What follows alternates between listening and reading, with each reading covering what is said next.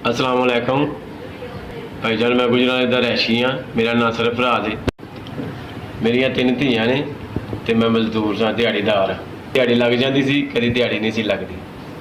मजदूर पिछे जाता सा, दिहाड़ी लाता 500-700 रुपया मिलता सी, तो अपने बच्चों की रोटी जी ना मैं कमा लेंदा। किराए का मकान है, बिजली का किराए का बड़ा मुसीबत पैंती सी जो टाइम आता सी।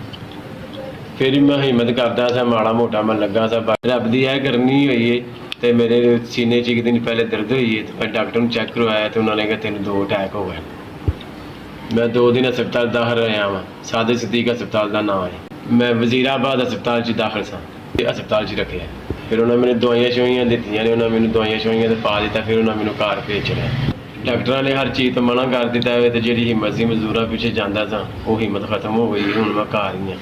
तबीयत मेरी सही नहीं सी रही है। मैं दोबारा फिर डॉक्टर को जाके चेक करवाया तो उन्हें मैंने कहा तेरा बाईपास ऑपरेशन होना।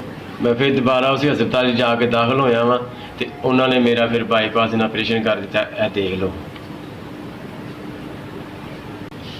सब रिश्तेदारों ने भी बड़ी बड़ी मदद की सी, ते हुण आके हर बंदा जो ना फिर तुहानूं पता ही आपे टंग पै जाता। जो मेरा फिर बाईपास हो गया, बाईपास तो बाद फिर मजदूरी वाला जो चक्कर से ना हर चीज़ मुक गई, हिम्मत ही खत्म हो गई। हुण मैं वेला घर ही होना वा। 10,000 रुपया मेरी महीने की दवाई है, मकान भी किराए ते वे, 3 बच्चियां ने भी, बिजली का बिल भी है। इस तो अगे मैं तुहानूं होर की दसां।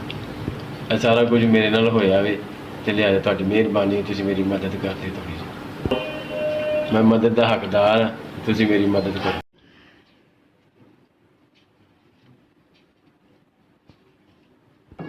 5,000 SVS ਤੁਹਾਡੀ बड़ी मेहरबानी। ਤੁਹਾਡਾ 5,000 भेजा मैनू मिल गया।